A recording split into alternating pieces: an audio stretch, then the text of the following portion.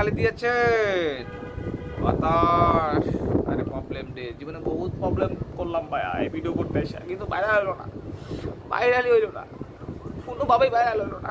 শালার ভাইরাল না রে আমি ভাই, শালা ভাইরাল, ভাইরালই হইলো না ভাই কোনো। আমি এই সেই 2019 সাল থেকে চেষ্টা করতেছি ভাই, কোনোভাবেই শালা মানুষজন আমাকে অ্যাকসেপ্টই করতেছে না।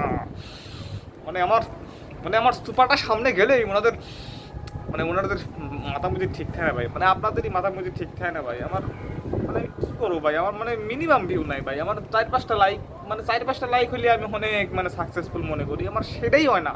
আমার ধরে 10টা-15টা ভিডিও দেওয়ার পরে একটা ভিডিওতে 4-5টা লাইক করে, আমার ভাগ্যটাই ভালো না।